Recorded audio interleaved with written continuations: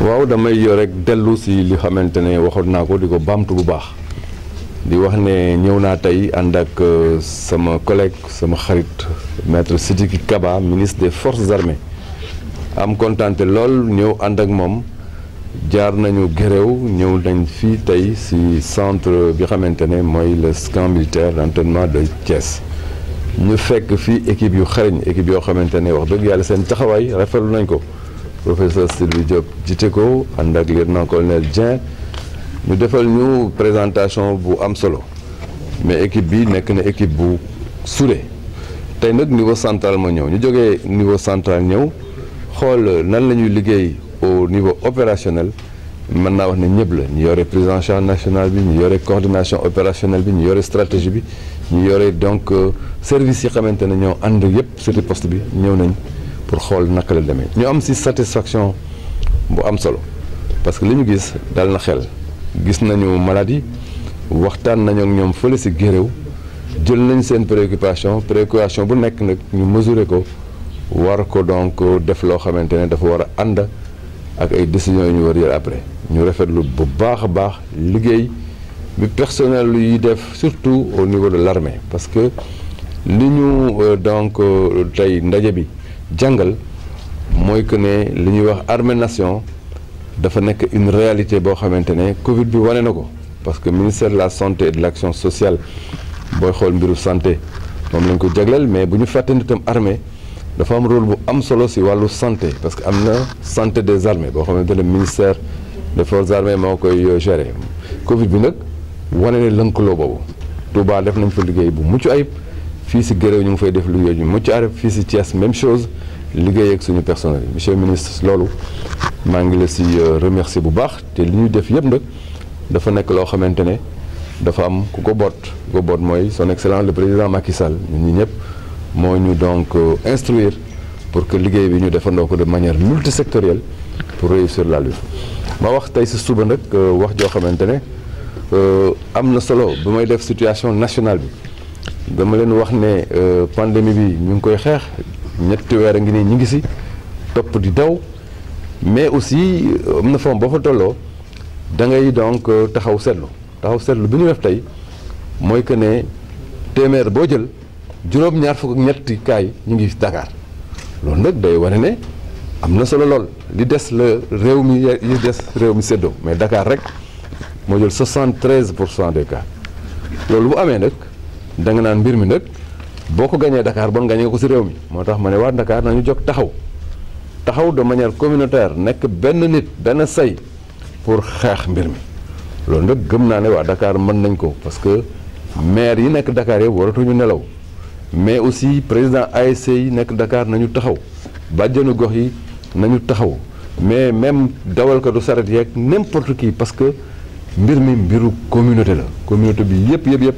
les leaders du hip hop ñooñu ñëpp dañoo war a taxaw mais képp koo xamante ne yaakaar na sa baat war na mën a génn ñu dégg ko rek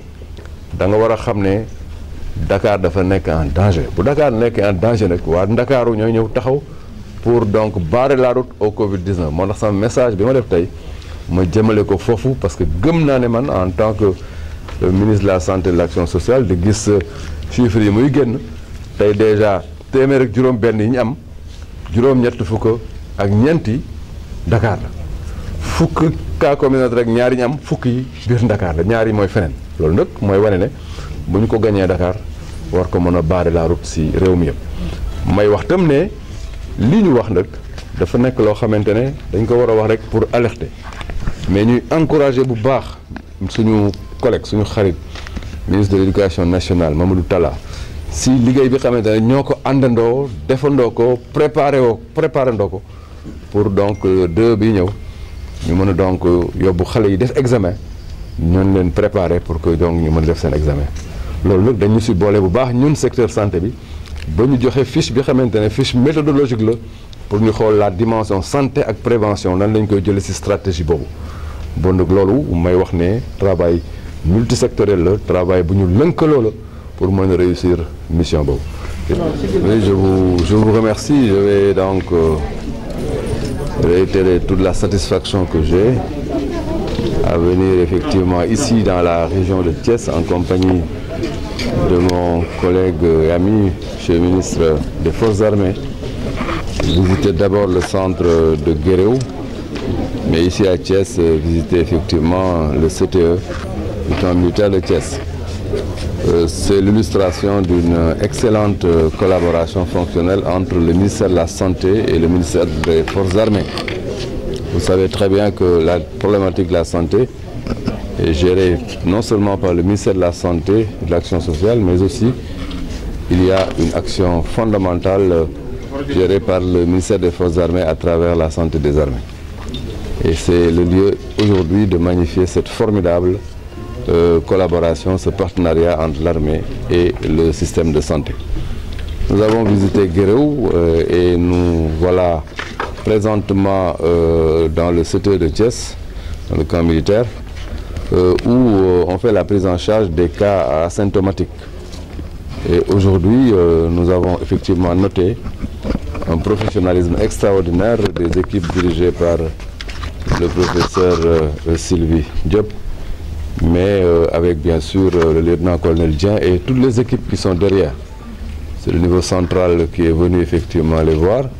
avec tout le dispositif de la coordination opérationnelle, mais aussi de la prise en charge nationale, et aussi le niveau stratégique. Nous sommes venus voir les patients et nous avons été rassurés de voir que l'état d'esprit des patients est un bon état d'esprit. Nous avons échangé avec eux au niveau donc de Guéréo. Et le message est clair que nous sommes là pour non seulement les réconforter, mais leur expliquer que fondamentalement notre mission, c'est non seulement de les protéger, de protéger leur famille, mais de protéger toutes les populations sénégalaises. Ce matin, j'ai dû effectivement insister particulièrement sur la situation nationale, en notant que 73%, plus de 73% de la contamination concerne la région de Dakar. Il est donc important de dire que la riposte doit avoir effectivement une posture qui est une posture qui doit adresser de manière très pertinente et très agressive la capitale Dakar. Parce que si nous gagnons donc la bataille de Dakar, je suis persuadé que nous allons infléchir de manière tout à fait donc forte la trajectoire de la pandémie, et bien entendu on aura donc une courbe qui devra donc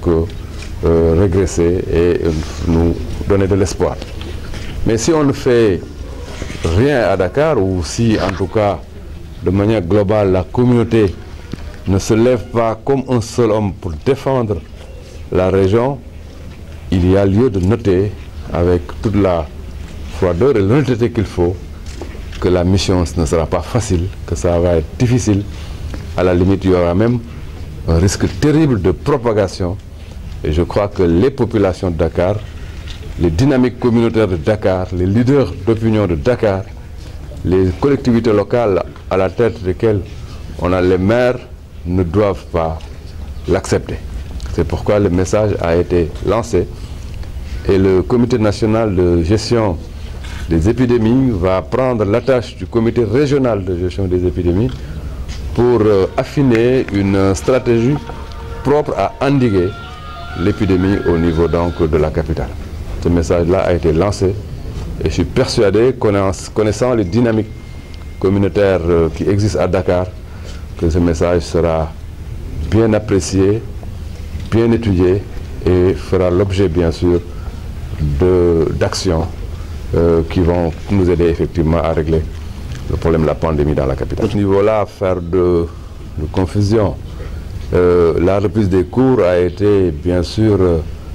appréciée au niveau national dans le cadre d'une stratégie bien réfléchie avec bien sûr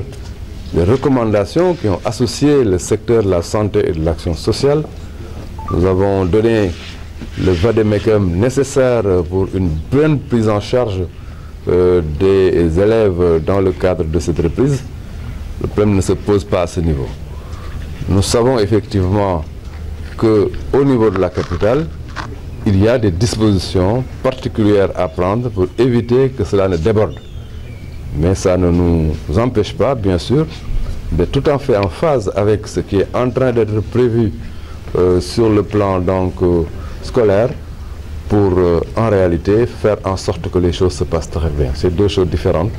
Il y a un message à lancer aux Dakarois pour leur dire que ce n'est plus une affaire médico-médicale, c'est une affaire de communauté et la communauté doit se lever comme un seul homme pour dire stop Covid-19. Merci.